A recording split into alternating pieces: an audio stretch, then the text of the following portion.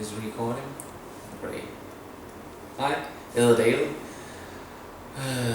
Jeg har haft min mor med i Tyrkiet for at få lavet tænder. Og det startede meget nervøst. Min mor var ikke så glad for at få sine tænder lavet hernede, fordi det var et land, hun ikke kendte. Hun var også bange for, at kvaliteten den var meget ringere, end hvad den er derhjemme.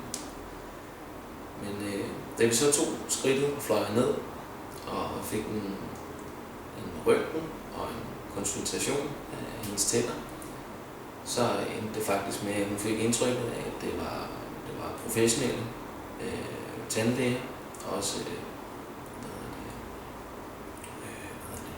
alle de andre, som arbejder, receptionister og emne. Og da vi så fik det indblik, så kom vi tilbage et par dage efter,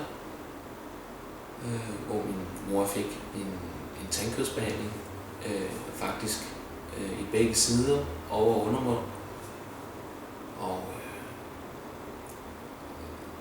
vi var overrasket over den måde, som vi er blevet behandlet på. De er professionelle, de er venlige, de er høflige, og de kan deres kram. Man kan godt mærke, at de har fået en god uddannelse. Og nu er vi så tilbage, cirka 6 dage efter, siden vi var her sidst. Det går godt. Min mor skal have pillet stenene ud af munden, så tandkødet kan få lov til at vokse ordentligt sammen omkring tænderne. Og vi vil varmt anbefale det til alle andre. Der er en hel masse fordele. Blandt andet, det er meget billigere end i Danmark. Jeg vil sige, du sparer over 60%. Du får professionelle tandlæger. Du får et professionelt hold af medhjælpere, som hjælper til. Og det er en ren og hygiejnisk klinik. Det synes jeg selv er rigtig vigtigt. Og min mor er blevet positivt overrasket. Det ene er gået godt. Og hun er rent faktisk skuffet over de danske tandlæger.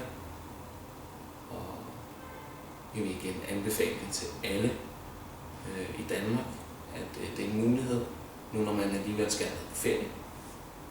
Så forhåbentlig så er der andre end os, der vælger at tage herned og få en god behandling, for vi kommer tilbage meget snart.